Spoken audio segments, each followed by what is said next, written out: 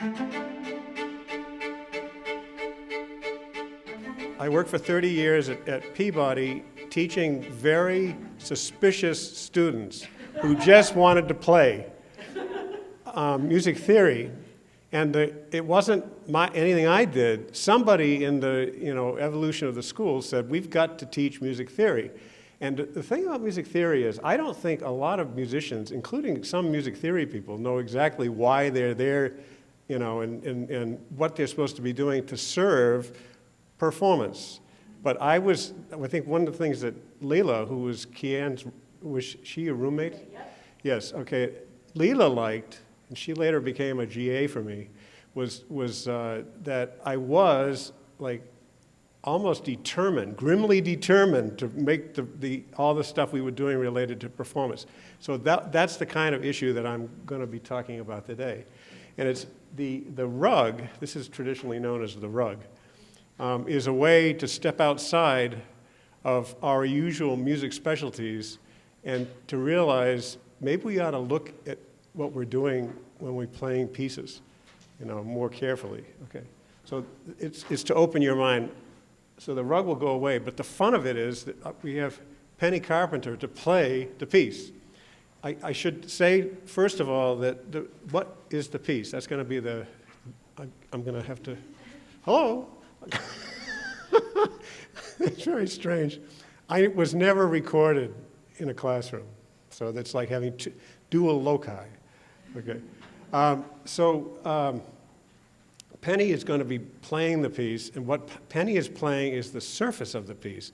And the surface of the piece is what every musician has to master, and that's what takes so long, because there's so many notes, and they are so delicate, and they have to be carefully, proportional, and the phrasing has to be delicate and shaped, and it's just a lot of work to get that surface to work. Underneath the surface, this is really, really important, is perhaps closer to the piece itself. The piece is a much simpler thing, usually. Okay, and I have to qualify because of the guy who asked the question last night about European tradition, that Peabody is a conservatory, and it tends to be rather musically old-fashioned. And the core of our curriculum still tends to be J.S. Bach, because he was the monster of common practice tonal music. And he influenced people into the end of common practice tonal music, which was early Schoenberg, okay, at the beginning of the 20th century. So the things that when I say music, it's a particular sampling, an artistic sampling, which I thought Frederick Turner last night is brilliant in that question he got about traditions and what about music outside the tradition. He said, well, I think to paraphrase him, we've got to step back and realize that there is excellence and classicism in all human cultural traditions. I thought that was so cool. So as I do this, I don't want to in any way put music in a box that says all music is like this, okay? Common practice tonal music is like this, but common practice tonal, somewhere along the line I heard something about if you prick genius anywhere. I think it was said of somebody really good by somebody really good. and the idea was that, I think it was Schoenberg. He turns out to be like one of the huge teachers, And so I think what he said was, if you prick genius anywhere, it will bleed. Okay, so by studying obsessively, which I've done for decades, common practice tonal music, and with 20th century courses, but really the 20th, the common practice, you're getting to something extremely human, because humans are the things that bleed, and so if you can extend and adapt and really extend the way the composers do, it's exactly what happens. The composers extend things they've heard, and then bring them further. Then all of this stuff that we're going to be talking about today is potentially useful, because they're all. Another thing to realize is that they are all of the things we will be talking today about are not in the music. They are in the composer, and the composer is also a human being who counts on the fact that we perceive like him or her. Okay, so so where is, I mean, I've become obsessed about this, like where is the music? You can't say the music's out there because it wouldn't mean anything. And listening to Turner last night, it seems to me this could be said of art in general, is it's always between the people that make it, which is, Rob is talking about poesis and, you know, the importance of that. I feel like I've run into a lot of siblings here at Great Hearts. This is fun. So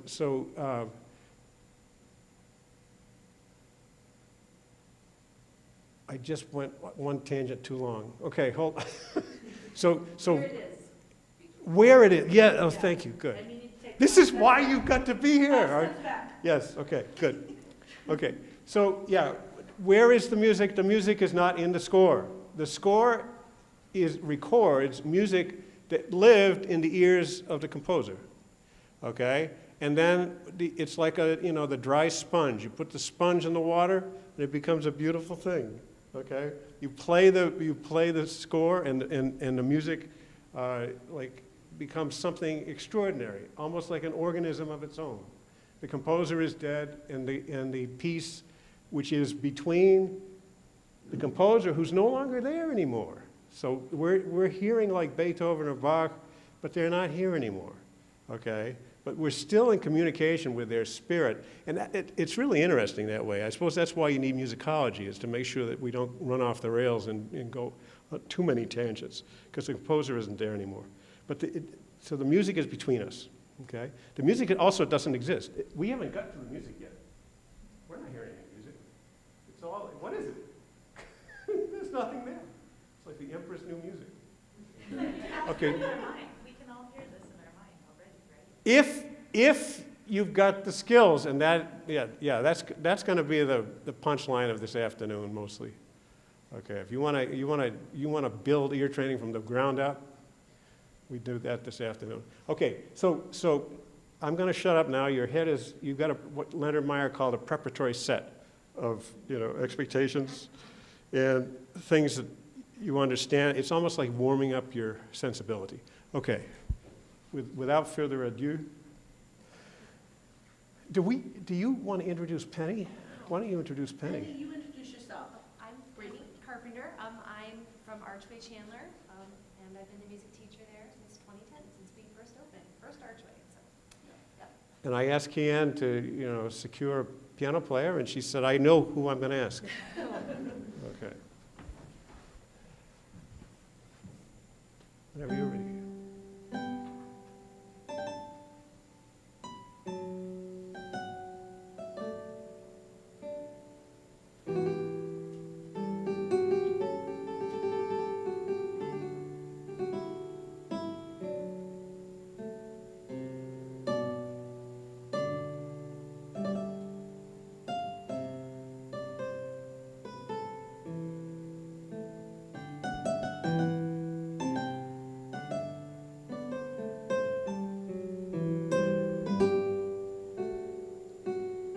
Notice where we are in the piece.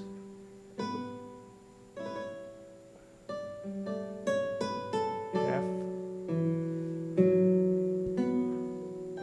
We started in the tonic, and we have now a phrase in the dominant.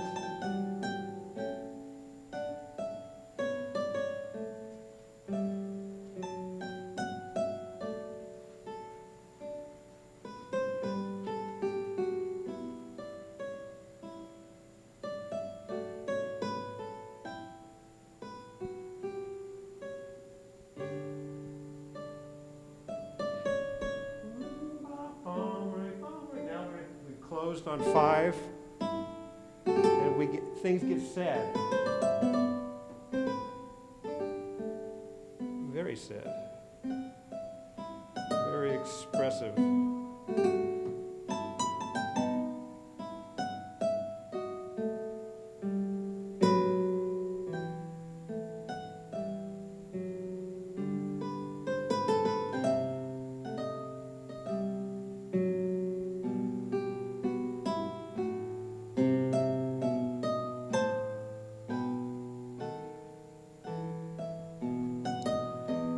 it's so sad. And then the song comes out. We round the corner.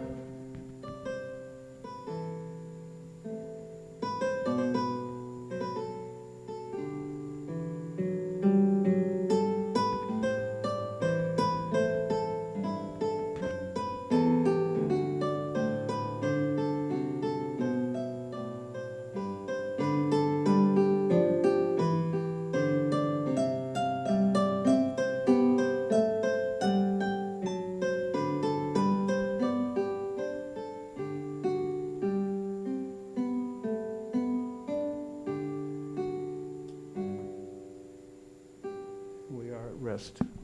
It's not the last time you ever played it. So what are we just seeing? It gave me goosebumps down at the bottom. It was unbelievable. Okay, just for a little context. This is from the classical tradition of the Hariz carpet, which comes out of Iran, which is not the most popular place to folks in the West today. And it's been being designed. It's a huge cultural enterprise. They've got designers, and they've got usually, I mean, to this point, it's been women who have been realized these carpets, and so it's like chamber music, okay? And they build these carpets, and it's a tradition that's extremely old, and they're very bound to it as part of, it's like the Islamic decorative arts, okay?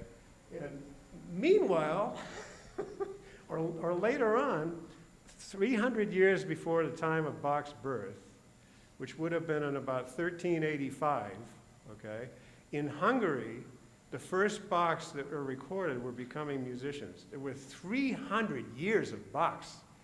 It was a lot. Talk about a long tradition of its own.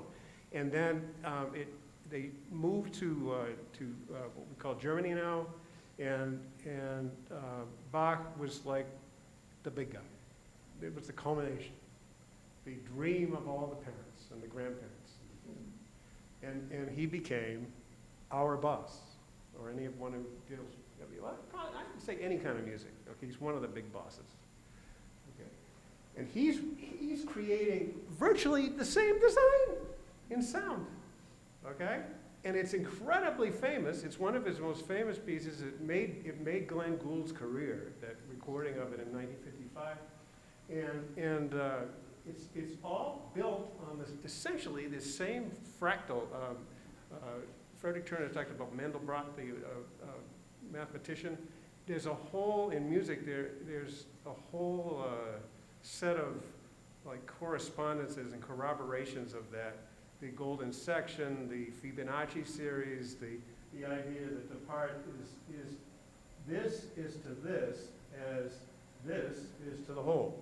And that's basically the argument. And and if Frederick Turner were here, he would say, yeah, that's one of those operators that that run in the universe. Okay, and I found it extremely exciting. Okay, so now I should say one more thing before I leave the rug. I hope that you find that to be moving. Okay, that this design was made so far away and so long ago in a part of the world that is very far away from today's, in geopolitics. Human beings making design, okay? Another human being who we don't even need to ask about, he's making the same design. And I think it's just extremely, extremely moving.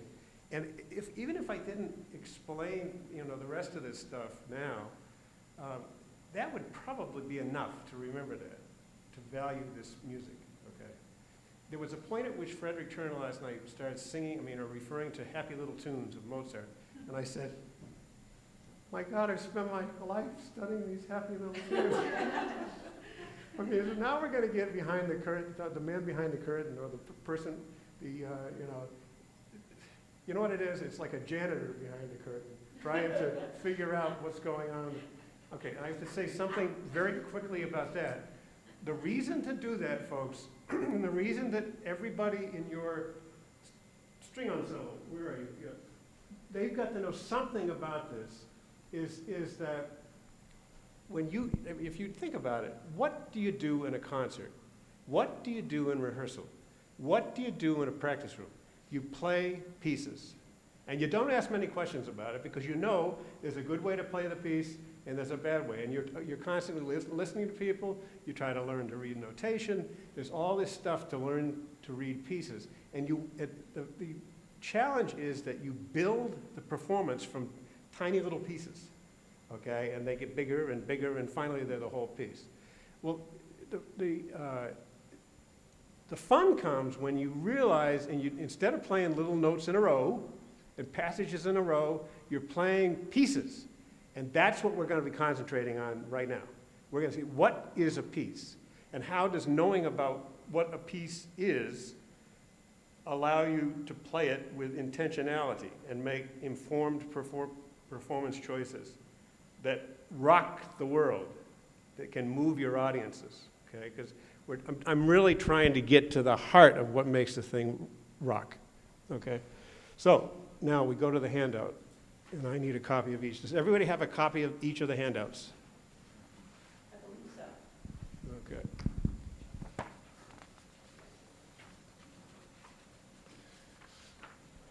Okay, Penny, you can never sit down.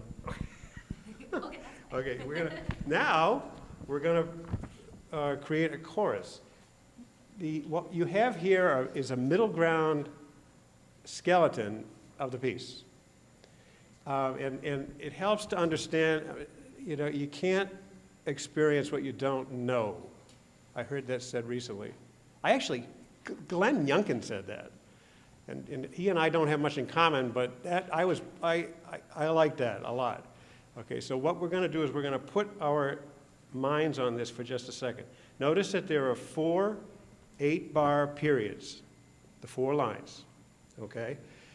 The phrases are in groups of 4, and it's, you know, that's what allowed me to move down here. This is 32 planes, 32 bars, right?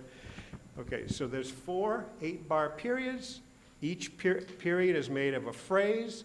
The first period tonicizes, makes the keynote sound like the keynote.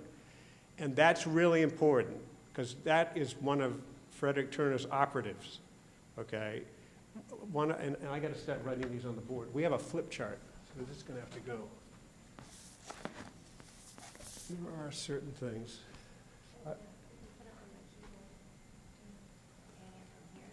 I'll just put it over here. Although, you know, I think you're right. It's like a... Or on the Some chair. markers. Do the chair. Or here. You want it to hang it across the, Yeah. the chair? Good idea. Oh, are these dry erase? They look permanent. Well, they're just regular, but that's Yeah. okay. 'cause it's paper. Oh, yeah, okay, yeah, there's lots. Okay. There you go. Excellent. This is Ann. When you meet Ann, give her a hug. She's unbelievable. I mean, this is the culmination of a plan that's several months old. Okay. So the first operative or operator is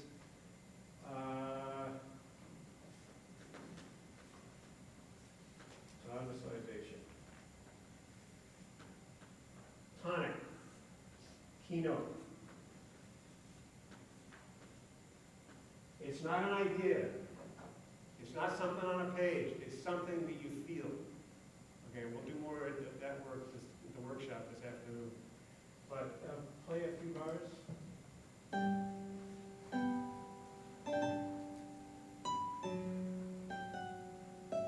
That's probably enough. Stop.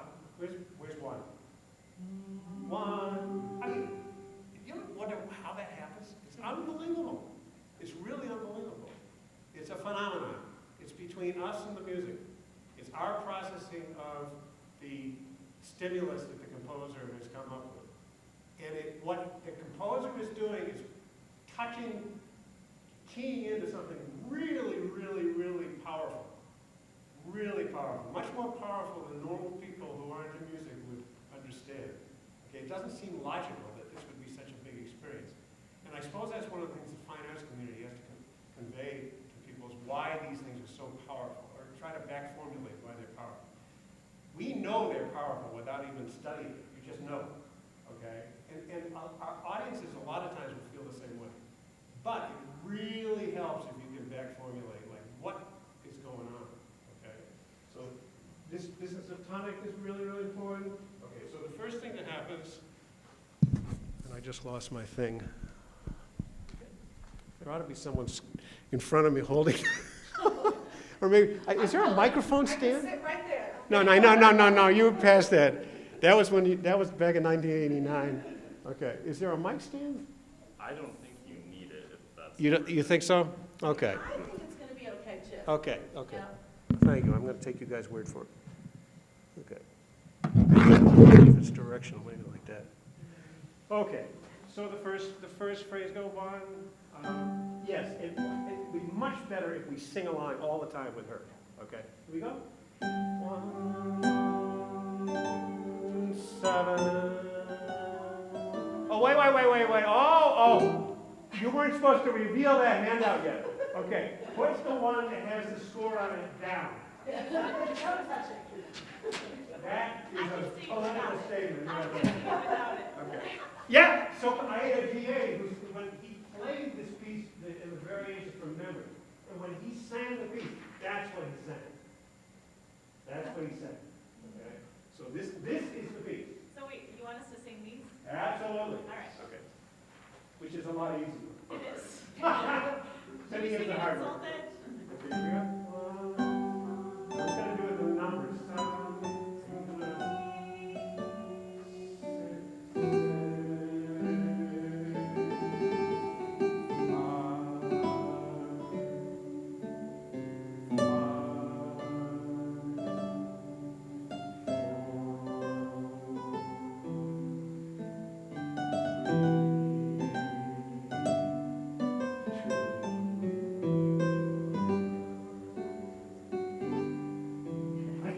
Give her props. This is so much fun. This is not a repertoire piece for her. She learned to play this, so she had that coaching on and all that, but she's discovering all this stuff in it. It's great. This is the surface. And essentially the impression, I think, that Bach wanted to create was an improvisatory thing that would help his boss fall asleep. Okay? And this business of singing these are the simple patterns. Let's sing the pattern by itself. Here we go. 1, 1. No, you don't. I lied. I just want to sing it. Okay. Okay. 1, 1, 7, 6, 5, 5, 4, 3, 2, 1. Okay. So that's what we've gone through. A couple of things to notice in that. It's not that you're, if I go to the score, and for everybody in here reads score, you're going to start doing a scavenger hunt for where the pitches are on the surface. Okay? And it's not important. It's not important. What is important is this. Play just the first phrase with no singing. Here we go.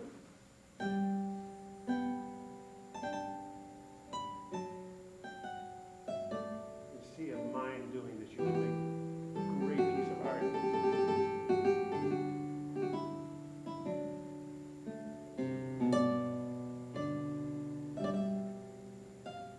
Oh, pathos, unbelievable.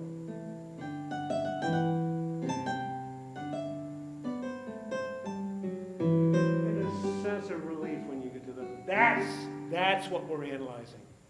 So it's not notes on a page, folks. It's sounds in a design. And this is the difference between composers and a lot of musicians who just work off scores. What we just did, the two of me and you, that's the music. That is the music. And then this thing, the reduction, is simply just taking what pitches are happening at the time when you're feeling that. It's a governing pitch. So that the operative principle you take out is stepwise voice leading.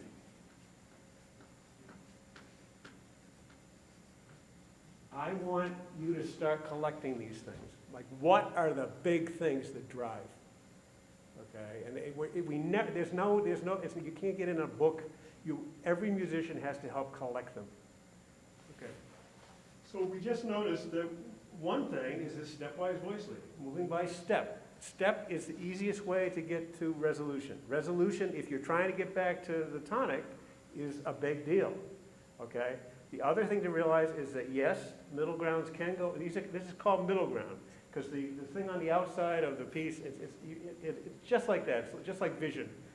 The surface of the piece with all the notes in back, and it's all embellishment. How many words for embellishment are there connected with Baroque music? Ornamentation, embellishment, decoration, diminution, yeah, and the Renaissance diminution, you know, figuration. We could go on and on. You know, it would be a game. Okay, yeah. So why? Because the composers knew. Okay, and of course everybody at the time was a composer because the composers gave lessons to the rich people that they worked for. So they knew all the secrets. Okay, so they knew it was ornamentation. But so this idea of ornamenting something elegant underneath. So there are a couple of touchstones.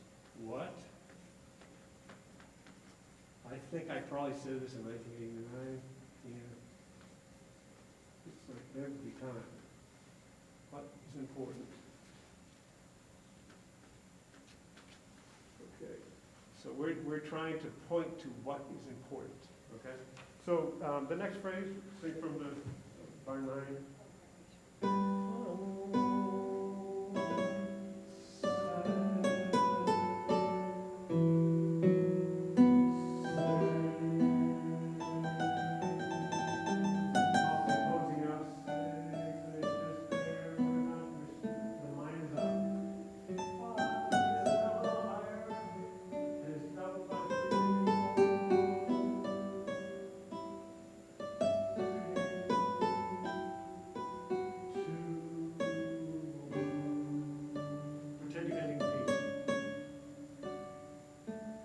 Just pretend you're in the place. You can't do anything past it, okay? That's something to realize, is that, I mean, if you're playing that second maneuver, okay, you can't exceed it. It's got to close. So at that point, we don't know what's happening, except we know that this is not a great place to end, because the pace started here, and we're going to come here, and you don't even need to be trained to feel it, okay? It's the reason that it's so strong is it's 5, and the overtone series for G is okay. So is the second partial. Is the second partial, the component pitch is 5. Okay, so in the way we process the physical materials of the sound, it's the way we read them. There is an overtone series. But it's how we process it that turns that into tone music. Okay. So now we're at 5. Go ahead and do the next phrase. 5, 4,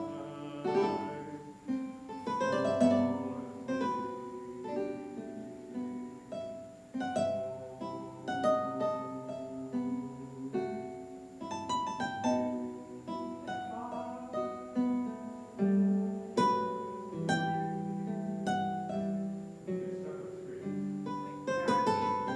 Okay, yeah, that's not a good thing for a teacher here. Sorry. No. We were at 5 or. This is why you don't listen to a theory class when you go to a concert. Exactly right. Okay, so, Exactly right. but as a professional musician, you've got to be able to do this in slow-mo and break it down and still feel the pull, okay? So what we did was after all the verbiage, I got out to the and then we had a gig 5, 5, okay, 5, 4, 3, 2, 5, and that's the end right here. Yeah, that's where we were, That's right? where we were. Yeah. Okay, now we keep going. And Okay. what you start, and you believe it's going to be 5, 4, but by the time you get to there, 3, that sounds like 5, 4, 3, 2, 1 already. So Yeah. you got the E minor. Uh-oh. Okay. So you're switching your dough, or you're switching your Absolutely. total center. Now that is an Come on. argument that I'm happy to have with anybody. We should have. Yeah. I don't care, and I don't even need to argue it. At Peabody, because of its fact that it calls itself a conservatory. And what's the most famous conservatory? Well, it's got to be either Paris or Moscow. Okay, so those places use fixed tones. Okay, so how do you get around that? Okay, or how do you reconcile it? Well, they've got to do the reconciling too. Because what they've got to realize that they've got to do the designs of the pieces through that invariant thing. Okay, and so every person who talks to them, we still teach fixed tone, melodic, and movable notes. And then in my classes, it was always numbers, it was mediated, okay, and it's followed the design of the music. It also corresponded to the roots of the chord, and the relation to the keys, the related key grid, and all that. So yeah. Sorry, we hadn't switched numbers, that was the trouble. Yeah, that's going to be problematic. I would strongly, because we're trying to surf the design. Yeah. Okay. So you switched keys then. Absolutely. If you listen to me, I'm mumbling numbers. Okay. Right. Why don't we start at 17? Okay. Okay.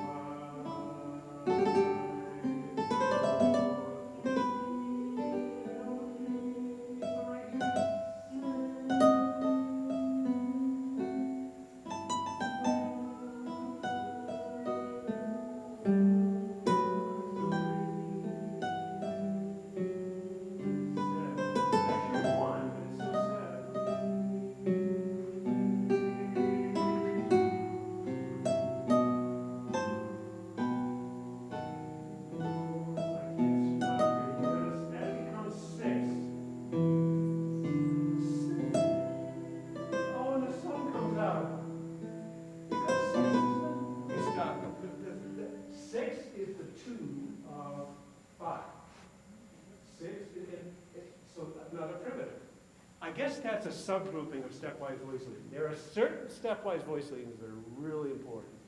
I guess traditionally the ones have been, 7 and 4 for the tritone. 2, I didn't realize how important 2 was, okay, but it's very important.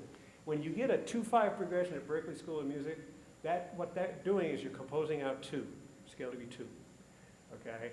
And so in other words, you start doing this conversation between the music as a linear thing and the music as a harmonic support.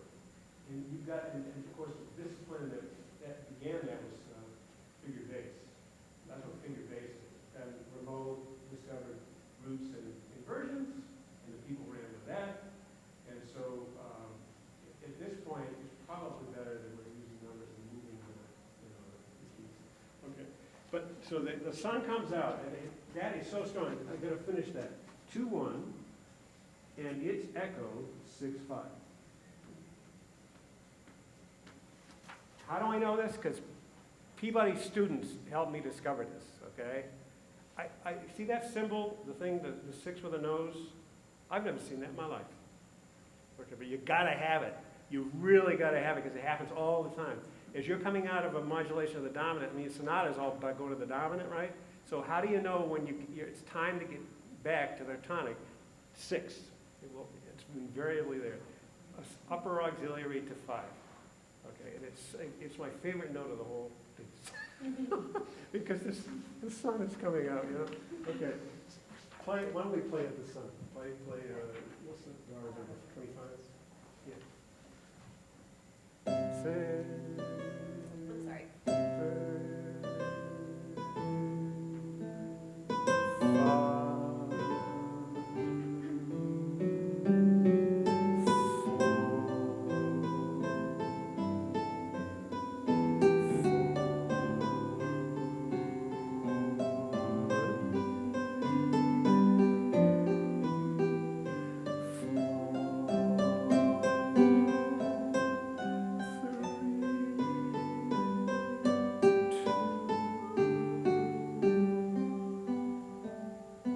Oops, sorry. Something. It's great. Okay? This is what the Hilliard Ensemble does, like they'll sing along with pieces and reduce them as they go. I'd love to sing in that in my next life. Okay? I have a son who's a singer, and it's not beyond the pale that he would do something like that. Okay, so what just happened? Okay, I used to think 1, 7, 6, 5, 5, 4, 3, 2, 1. 1, 7, 6, 5, 4, 3, 2, 1. 1, 7, 5, 5. This is what I used to think. 5, 6. What did I used to do? 1. Play it. I'll do it by ear. 17. 17, all right, yep. Your eyes get in the way. 1.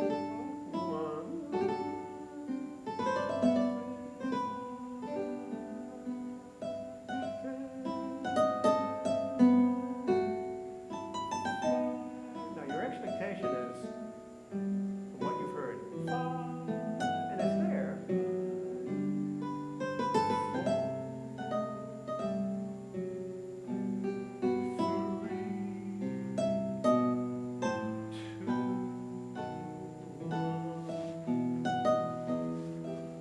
But he's not that simple, okay? And I did this presentation in China, and the guy who was Penny, okay, it's a really interesting juxtaposition. He's like this tall, he's a Chinese guy who speaks Mandarin. You're doing this same, it's like a show, we're doing a show. Okay, and I did that and had that in the sketch. And he didn't like it at all, because he said it's not salient enough, okay? So that's another one of our big biggies, operatives, salient. That connects right back to what's important. Because remember last night when Frederick Turner said, it doesn't need to be hard. Okay, it should, in fact, all the musicians I know, the whole point is to look easy. Okay, and again, easy, it's not easy, it's elegant. So I'm going to put that on the board. That's a lot of power for a very small motion. Okay. Instead of easy, it's elegant. So that's what we did this morning. Your group sounded elegant. Thank you. It did. I'll let them know that you said that. I could have predicted that you coached them because hearing you play. Music is always elegant. Who was the most famous elegant person in music? Mozart. They made fun of him. He was so elegant. He was foppish. Okay. But he was elegant. He was just elegant all the way to the bank. Okay. So in any case, the primitive is that we got 1, 5, 4, 3, 2, 1. 5, 4, 3, 2, 1. 5, 4, 3, 2, 1. And then the last one, 5, 4, 3, 2, 1. And it's there, but it's stretched out over time. He's playing with it. Okay? So the descent in the third system goes 5, 4, 3, 4, 5, 4, 3. He's already at 3. And then he holds a 3 again and composes out the 2, 1. So same pattern, which is what another thing one of these operatives got to be down as cadence. So it's stepwise voice leading, we begin to interact them. Cadence of stepwise voice leading.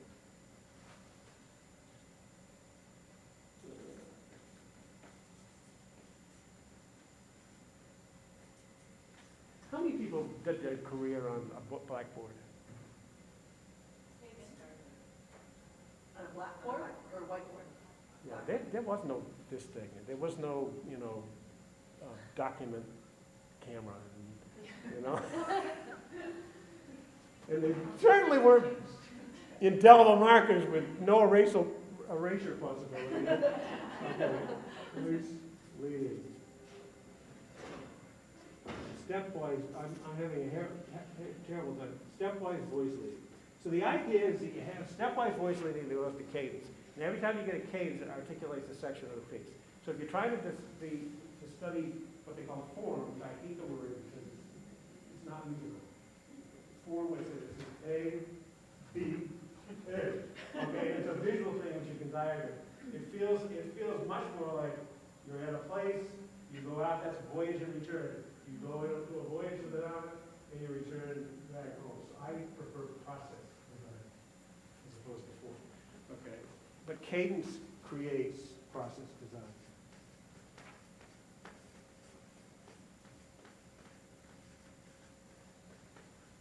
Always time, waste time. How's it unfolding? And then the last time, look how much the descent is stretched in the last line. Play the last from bar 25 again. You've got 5, 4, 3, 2, 1, but it's slow. 6, heavy 6 tells you that this is 5.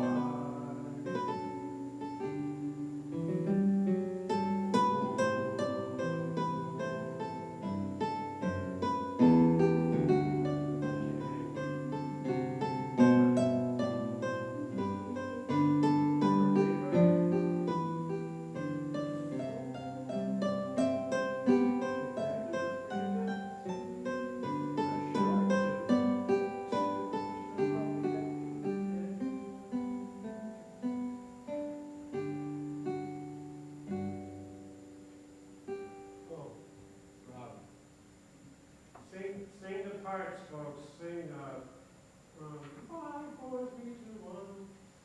5, 4, 3, 2, 1. 5, 4, 3, 2, 1. 5, 4, 3, 2, 1. 5, 4, 3, 4, 3, 2, 1. Oh, that's the last one. I did the last one. I need the 3 because 5, 6, 5. Because you, oh, here's the pointer 6 again in the key of E minor. 6, 5. Okay. So here we go. 5, 4, 3, 2, 1, and that becomes 6, 6, 5, 4, 3, 4, 3. Yes, yeah. I can say, and you can make performance choices like that. You say, I have to emphasize that it's really, really important. It's an upper neighborhood. It's delaying that 3. Okay, that's the kind of thing, the way you use it in performance. But now you have a conversation. You get goosebumps. That's what we just did. It's just a performance interpretation. And the amount of leeway you have. So you find out what the design of your piece is, and then you strategize about how you do it. Okay, whole. Which is a whole lot better than notes in a row. Notes in a row just doesn't cut. So I think that's it. That's the punchline.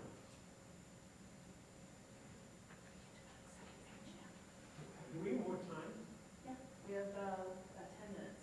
Oh, that's probably. I think we have until 10:40. Okay, this is for the skeptics in the room, or actually for those who want to learn how to do this. Okay, this is kind of, to see this happen, there's a lot of, I feel like a magician. Okay, no, I'm not a magician, I'm a musician. Okay, so you start with all the little notes. Okay, you get so that you can solfege really, really well. Okay, so you can sing the surface of this. And then you start saying to yourself, on hearing,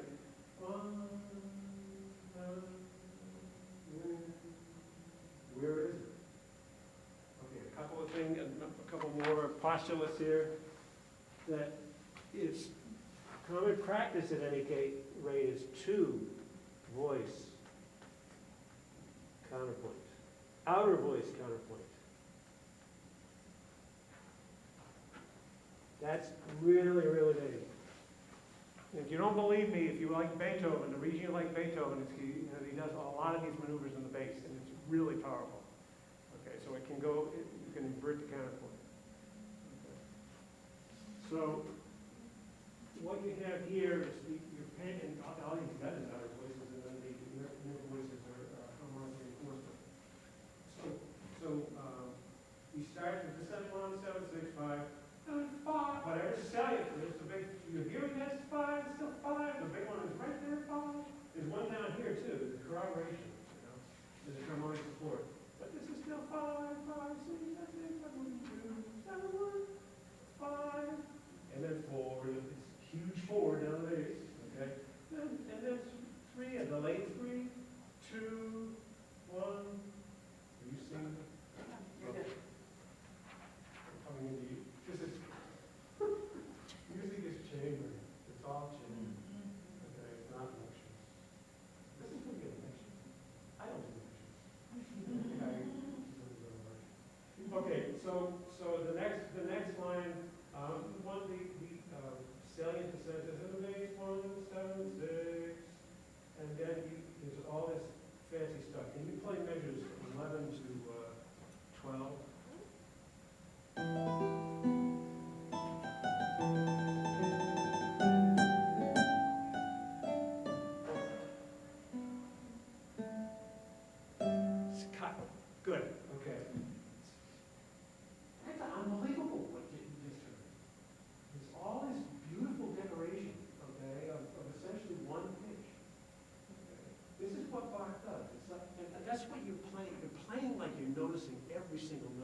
beautiful.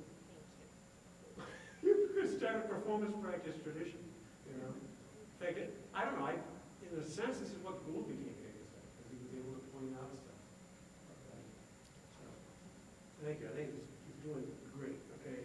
And then the line is picked up, 5, a big strong 5 in here, 5, and then big 4 in the bottom, and the 3 goes down to the inner voice, 3, 2, 3, 4, another basho is a small one. A substitute for 2 is 7 on the surface. So these are kind of, they go together and they create a 5 chord or a dominant harmony. Okay, so they're like sisters or siblings. Okay. Okay, so if you're missing your 2, it's probably being substituted for by 7. But what's there is always there, young. Okay.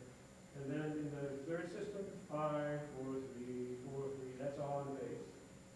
5, 4, 3, 4, 3, 2, 1, 1, something, you know, 1, see what you stop, 1, 1, 1, and then the downbeat, 2, 2,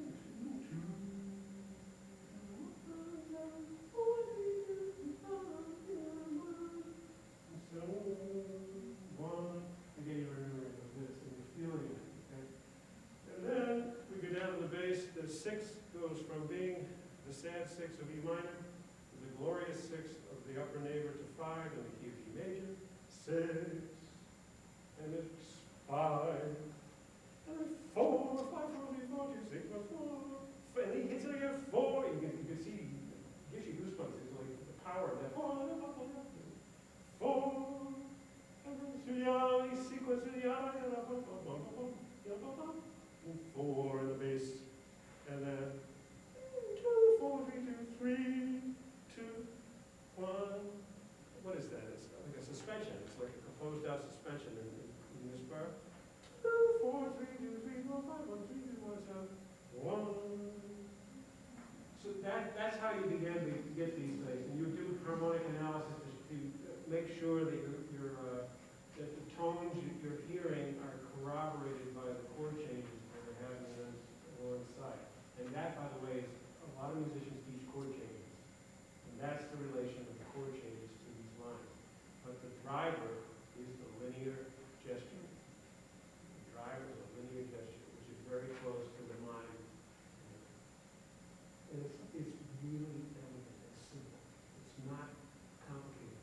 And this operates, the last thing to say is how far does this kind of architecture try to go to early Schoenberg? This is in your Clairtonat, you still have these little rooms and modifications. And then it begins to change. And Schoenberg himself begins to walk. You can think about it. Another thing people teach when they teach Bach is motives, right? There's a lot of motives going on. Okay, so Schoenberg says, well, I can do motives, but I can do them walking up the wall. There's no floor anymore, you know, there's no floor. And this is exactly how I feel. And you just realize what a monster ear he has to be able to do that. Anyway, so this is the course. That was our course.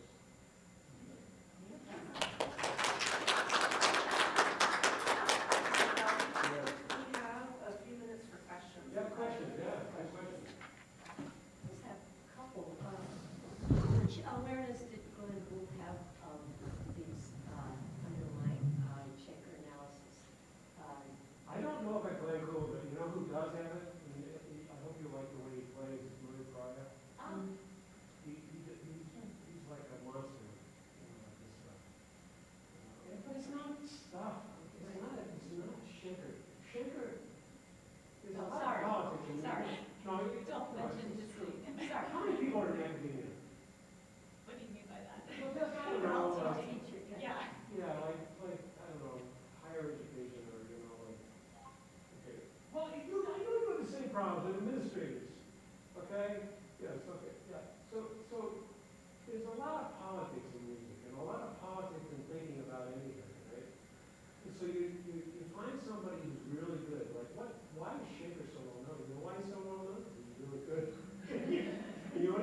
bad. He wasn't a philosopher. They don't like his philosophy. They say he's a racist, or they say it's Nazi, or whatever. He's a creature of his time, but boy, did he have ears.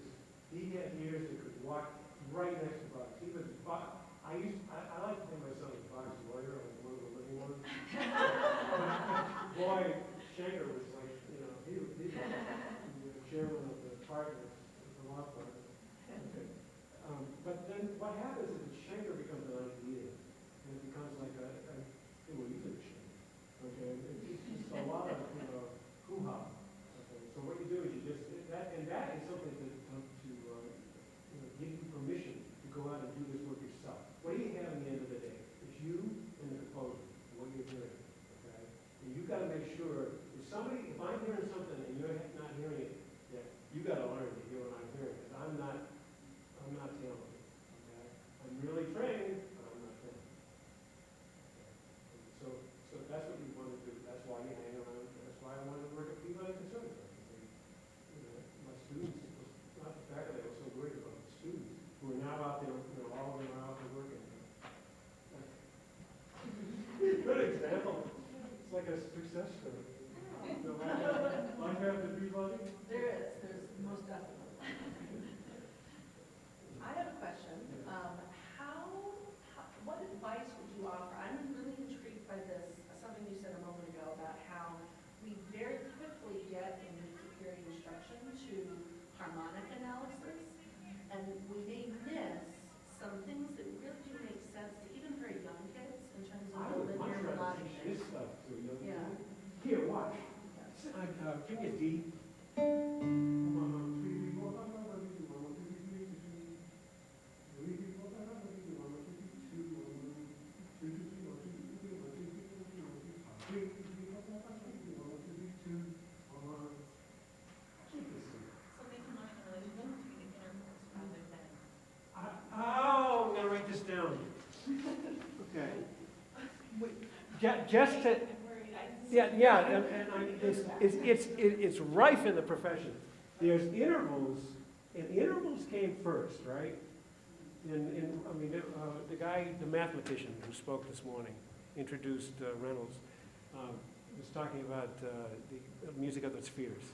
And the old way of looking at it was very, there were two things going on. It was Guido and the Guidonian hand and the beginning of solfege, and that's a discovery of scale degrees. The way he could do that is that hymn to St. John had successive lines that started on different pitches. And he said, we can use that to remember what it sounds like. And the thing that he was glomming onto was scale degree function, okay?